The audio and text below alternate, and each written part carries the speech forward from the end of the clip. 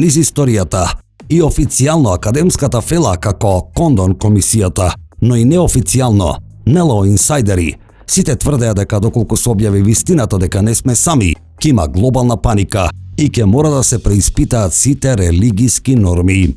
Но дали е така и дали како што најавуваат, ќе се распадни глобалниот финансиски систем, ќе мора да се реструктурираат религиите и дали навистина ќе се случи паника на глобално ниво? Накратко одговорот е не, но еве го и подолгиот одговор. Од 2017 New York Times објави дека американската војска практично никогаш не престанала да го проучува феноменот на НЛО, што беше своевидно признавање дека сме навистина посетувани од вонземски летала. Дали имаше некаква паника? Не. Од 2020 до сега имаше повеќе конгресни сослушувања во кои беше откриено јасно дека војската има вонземски летала и дека прави нивен обратен инженеринг. Дали имаше некаква паника? Не. Во истата временска рамка беа донесени повеќе закони за НЛО во Американскиот конгрес, што е исто така своевидна валидација на фактот дека не сме сами. Повторно, никаква паника. Во филмот Age of Disclosure има десетици високи академски, воени и конгресни представници кои недвосмислено кажаа дека не сме сами. Повторно, светот ги воспреми овие информации како нешто нормално. Веќе е со докази потврдено дека тоа што Боб Лазар уште во 1989 година го тврдеше дека е апсолутна вистина. Тој работел во S4 одделот во базата Area 51, каде што работел на обратен инженеринг на вонземско летало. Во хангарите имало 9 вонземски летала, на кои војската работела со едно од нив правеле и тест летови. Покрај него има и стотици други свиркачи што јавно укажувале на вистината за НЛО. Сега веќе комотно, без никаков страф, на темата зборуваат научниците, новинарите, политичарите, офицерите, нешто што не беше замисливо пред само 10 години. Дури и оние кои допред скоро ја исмејуваат темата сега се поборници за објавување на вистината и на доказите. Ова е очигледен процес на кој нема враќање назад. Очигледно е дека процесот на објава е започнат и дека се одвива по некаков план. Кога ќе биде објавата? Тоа се уште не се знае. Ако Белата куќа создаде вебсайт со име aliens.gov и на него почна да објавува НЛО документи, видеа, фотографии, докази и тоа по наредба на председателот, тогаш објавата дека не сме сами веројатно е неизбежна. Во документите што ги објави Пентагон се разбира дека нема ништо што НЛО истражувачите веќе не го знаат, но многу е битно што тоа се официјални докази и дека има огромен интерес за нив. Во помалку од 10 дена по објавата, сајтот бил посетен 1.000.000 пати. И покрај тие 1.000.000 посети, светот продолжи да функционира сосема нормално. Луѓето се уште одеа на работа, плаќаа сметки, пазареа во супермаркетите. Ова јасно покажува дека старите теории за инстантна глобална паника беа или погрешна проценка на поранешните елити или параноичен изговор за чување на монополот врз вонземската технологија и врз информациите. Со децени јавноста беше подготвувана да верува дека вистината за вонземјаните ќе предизвика цивилизацијски шок, а во пракса се случи спротивното. Луѓето постепено апсорбира идејата дека не сме сами во универзумот. Наместо паника се појави љубопитност, наместо колапс на општеството се случи нормализација на темата. Владите и инсайдерите го применуваат така наречениот slow drip метод на објавување. Човечкиот мозок има неверојатна способност да го нормализира абнормалното, кога тоа му се сервира постепено. Информацијата за НЛО и за фактот дека не сме сами веќе не е шок, туку уште една вест во низата. А и човештвото веќе живее во време на постојан информацијски шок. Во последните 2 децении поминавме низ глобални пандемии, економски кризи, војни, технолошки револуции, експлозија на вештачка интелигенција. Луѓето секојдневно се соочуваат со информации што порано би изгледале како научна фантастика. Во таков свет, идејата дека постои некоја друга интелигенција во космосот повеќе не изгледа невозможна, туку логична. Дали религиите ќе се распаднат како што многумина предвидуваа, доколку се објави истината дека не сме сами? Религиите историски преживеале многу поголеми пресврти. Кога Коперник и Галилео покажале дека Земјата не е центарот на универзумот, тоа бил огромен удар за тогашниот светоглед, но религијата не исчезнала, таа се адаптирала. Истото се случи и со теоријата на еволуцијата. Наместо крај на верата, се случи трансформација на начинот на кој луѓето ги толкуваат духовните текстови и сопственото место во космосот. Ако утре официјално се каже дека постои нечовечка интелигенција која долго време е во интеракција со нашата планета, па и со нас, најверојатно ќе се случи истото. Некои религиски групи ќе го негираат тоа, други ќе се обидат да го интегрираат во својата теологија. Трети ќе тврдат дека тие суштества се дел од Божјото создание, исто како и ние луѓето. Но масовен колапс на верата е малку веројатен, бидејќи религијата не постои само како објаснување за универзумот, туку како и културен, и морален, и духовен систем. Веќе повеќе пати официјални астрономи од Ватиканската обсерваторија изјавија дека постоењето на вонземјани не го негира Бога, туку само ја покажува неговата бесконечна креативност. Тие ги нарекоа наши вонземски браќа. Источните религии немаат проблем. Будизмот и хиндуизмот веќе функционираат со концепти за мултиверзуми, бесконечни циклуси и други нивоа на постоење и други битија. Религиите нема да исчезнат, тие само ќе го прошират својот наратив. Како глобалниот финансиски систем ќе реагира на објавувањето дека не сме сами во универзумот? Често се тврди дека доколку се објават напредни вонземски технологии, особено извори за така наречената бесплатна енергија, целата светска економија ќе се распадне. Но економските системи не функционираат така.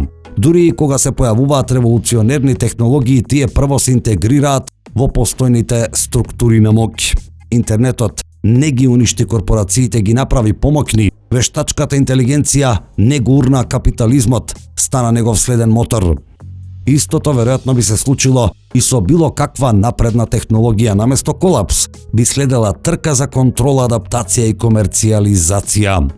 Стравувањето за колапс на економијата главно произлегува од воведувањето на екзотични технологии како антигравитација или енергија на нулта точка, кои моментално би ја збришале нафтената индустрија и геополитичката моќ на одредени земји. Но Wall Street не паничи.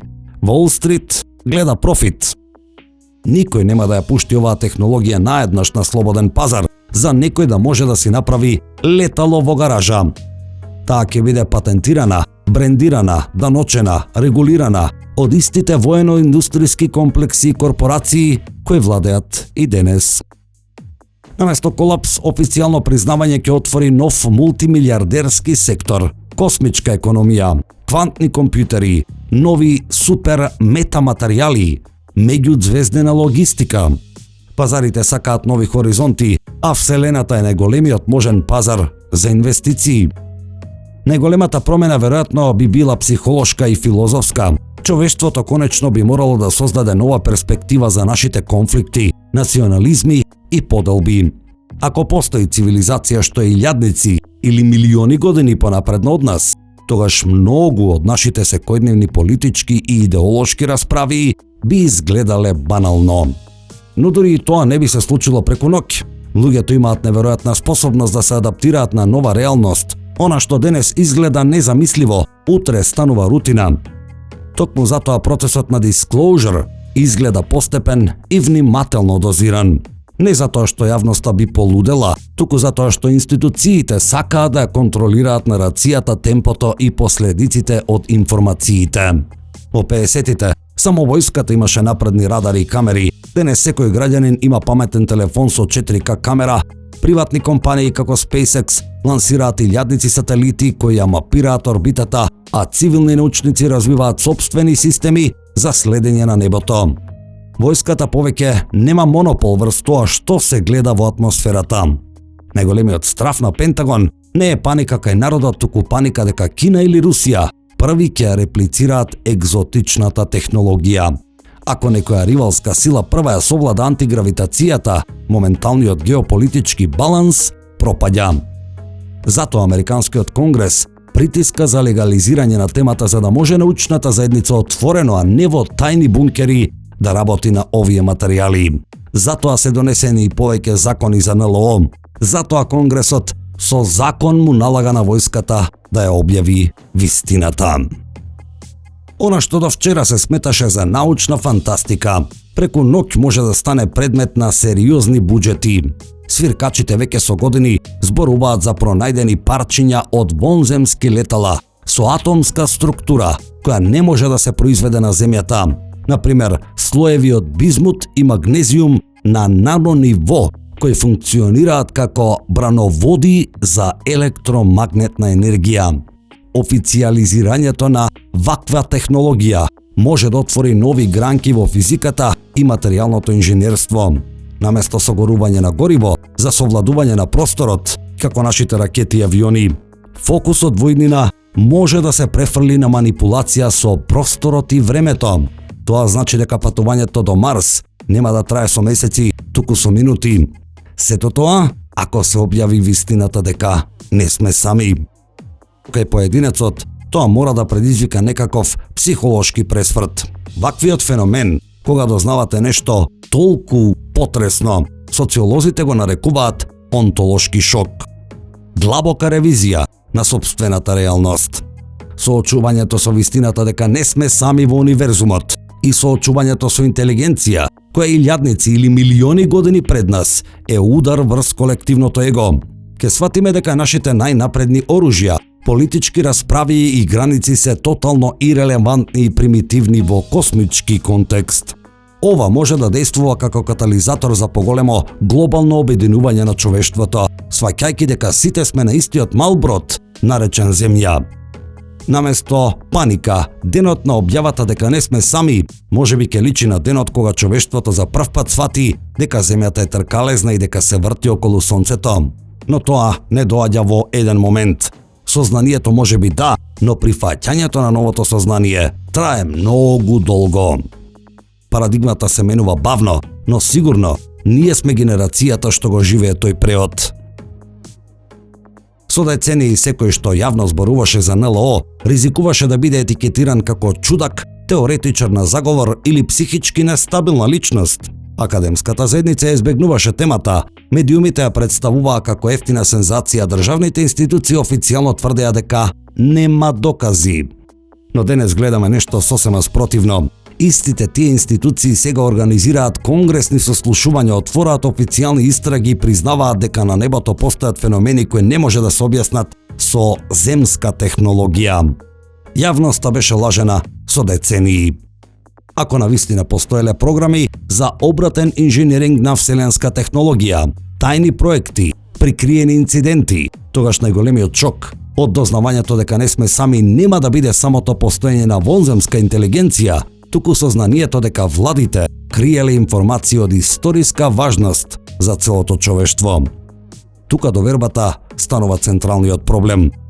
Во модерното општество луѓето веќе имаат длабока недоверба кон институциите, скандали, политички манипулации, масовен надзор, пропаганда, медиумски конструкции. Се тоа со години ја еродира вербата во официјалните наративи. Ако утре некоја влада признае дека да, знаевме повеќе отколку што кажувавме, тогаш реакцијата веројатно нема да биде паника од вонземјани, туку гнев кон системот што ја криел вистината. Затоа процесот на објавување изгледа како да е внимателно контролиран. Наместо еден драматичен момент во кој председател ќе излезе на телевизија и ќе каже не сме сами, се случува бавно привикнување на јавноста. Прво протечени видеа, потоа официјални потврди дека видеата се автентични, па конгресни сослушувања, па сведоштва на пилоти, разузнавачи, научници, потоа нови закони, нови канцеларии за истражување на феноменот. Тоа е класичен модел на постепена психолошка адаптација. Можеби најинтересниот дел е што денес младите генерации речиси да немаат екзистенцијален страф од идејата за вонземски живот. Поп-културата со децении ги подготвуваше луѓето на оваа тема.